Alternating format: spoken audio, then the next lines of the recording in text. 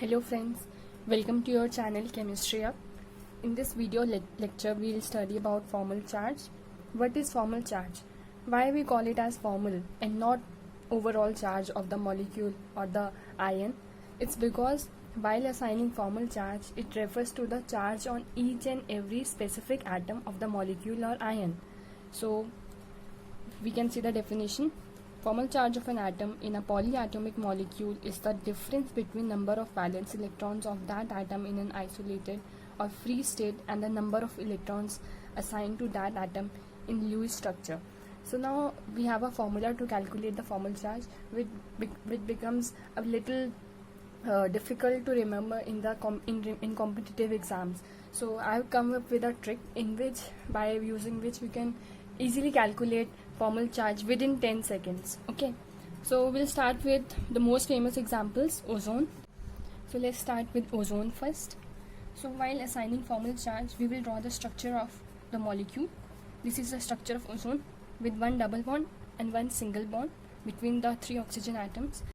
So we label the three oxygen atoms as 1, 2, 3. Now the trick says, which is self-formulated, my self-formulated trick, according to which always remember that whenever you have to calculate the formal charge of any oxygen containing molecule or ion, that oxygen is capable of bonding via double bonds. So whenever there is oxygen, whenever there is a double bond between an oxygen atom, it means that oxygen will gonna have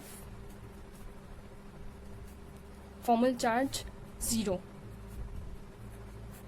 and whenever it has one extra bond, whenever the oxygen has one extra bond as well as double bond, it means the formal charge will be, because there is one extra bond, formal charge will automatically become +1. And if there is one less bond, suppose if there is only single bond and not this double bond, then the formal charge will be -1. See here, this oxygen atom 1, it has two double bonds, so the formal charge of this will automatically become 0. Now considering this, since oxygen was capable of only making double bond, but there is one double bond as well as a single bond, so total bonds are 3, so it has one extra bond, therefore the formal charge will automatically become +1. While for this, the formal charge will become -1. Since oxygen was capable of making double bond, here one bond is less, therefore formal charge automatically becomes -1. See this, there will be, don't have to apply any formula. I can tell you the main reason how we calculate formal charge as well, which will be coming later in this video, but this is only to simplify and to save time for competitive exams like NEET and JEE, IIT JEE. So this was about ozone. So see that this trick is valid for almost every molecule. We'll see how. So this is carbonate, CO3 2-. This is called carbonate.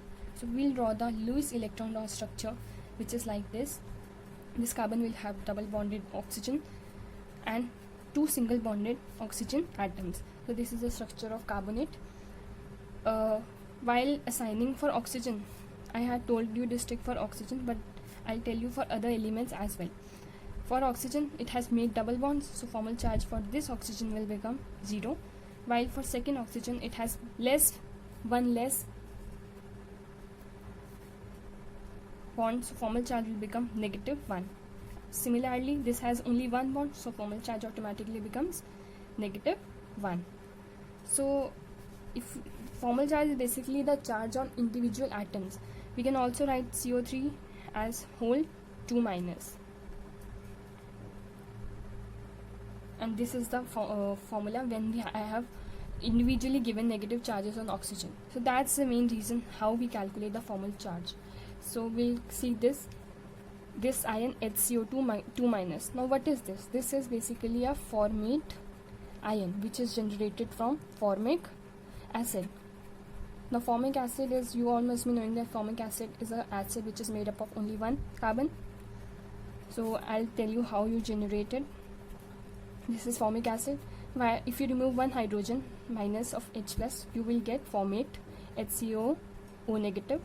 So for assigning this, HC double bond O negative. So the formal charge for this oxygen will become 0. Formal charge for this oxygen will become -1. If you want to ask how to calculate the formal charge for carbon, I'll tell you. For assigning the formal charge of this carbon, you have to do is, since carbon is, you must all be knowing about the property of catenation which is exhibited by carbon. So it is capable of forming 4 bonds. Since this carbon is already in making 4 bonds with the 3 atoms, the formal charge for this will become automatically 0. This hydrogen, if you can see, now you must be knowing that hydrogen it is capable of only making one single bond in order to complete its doublet, not octet. Since hydrogen has 1, so it will gain 1 more electron by sharing covalent means, so it can complete its doublet, 2 electrons. So for hydrogen as well, for this hydrogen the formal charge will become 0 as well. Similarly, you can now tell me that formal charge for this is also 0 since it's making 4 bonds. So that was all. This carbon dioxide molecule, you have to find out this is your homework. How will you calculate the formal charge for carbon dioxide for each and every atom? I'll tell you the Lewis electron dot structure. For carbon dioxide, it is a linear molecule with, now this is a very simple molecule. It is just all work has already been done. It's just nothing. Okay, so you will tell me the formal charge on oxygen, both the oxygens, and on carbon as well. Okay, do comment your answers in the comment section below so that I can know that you are easily capable of applying the trick on the questions. Now this trick was only for competitive exam purposes, where you have to save time and solve many questions, where solving time is always a benefit so that you can give more time to other questions. But we must always remember that there is always a long method or an actual method which should also be known if you are giving your pen paper based examinations in school. So for that I have come with the basic actual formula. So for calculating formal charge on an atom in a Lewis electron dot structure, what is the formula? We have to calculate total number of valence electrons in the free atom minus the total number of non-bonding electrons. Which are non-bonding electrons? Which are not participating in bond formation, which are lone pairs, minus of half of total number of bonding or the shared electrons. So you must also know how to do such questions if you have to do in your CBSE exams. We'll see how you can calculate for ozone by using this actual way. So we'll label 1, 2, 3. Since oxygen has 8, its atomic number is 8, we can write the electronic configuration as 1s2, 2s2, 2p4. So these are the valence electrons. Valence electrons available for oxygen are 6. So always remember the outermost subshell is the one which will contribute in giving the valence electrons which can participate in bond formation.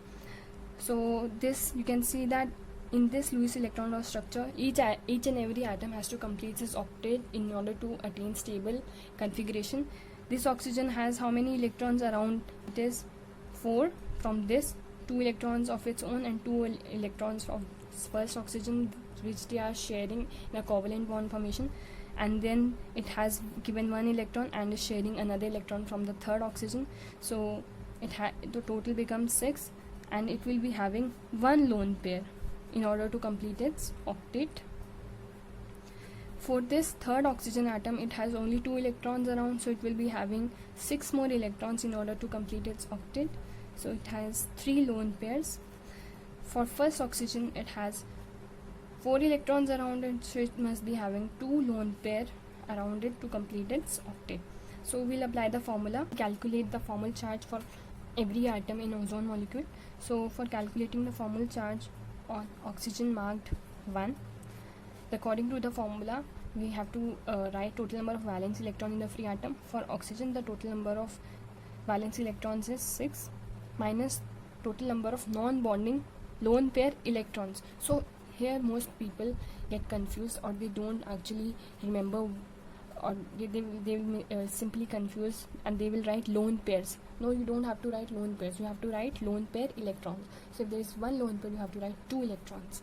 So there is 2 lone pair, so it has 4 electrons, 4 lone pair electrons minus half of total number of shared electrons. Now there are four shared electrons. Since there are two bonds, so it will become 6 minus 4 minus 2, it becomes 0. Quite true, as we have done previously. Formal charge is coming out to be 0, but now after a lot of rigorous hard work, we are getting to find the answer. That trick was quite simple. You can calculate formal charge easily within seconds. For calculating the formal charge of second oxygen atom, like this, we have to write total number of valence electrons, which is 6, minus total number of lone pair electrons. Since there is one lone pair, and then there will be two lone pair electrons, minus half of total number of shared electrons. Our total number of shared electrons is 1, 2, 3, 4, 5, 6. So the answer becomes 6 minus 2 minus 3. It comes out to be plus 1. Since it has one extra bond, so it becomes plus 1, as the trick previously stated says. And for third oxygen atom, the formal charge will become 6 minus how many electrons, lone pair electrons are there? 6 lone pair electrons, minus bonded electrons are 2, divided by 2, it comes out to be minus 1. Why minus 1? Because one bond is less, as I've told you previously in the trick. I hope this method will actually help you save a lot of time while dealing with such questions. And don't forget to comment the formal charge for each atom in carbon dioxide. Thank you so much for watching this video. Hope it helps to each and every one of you.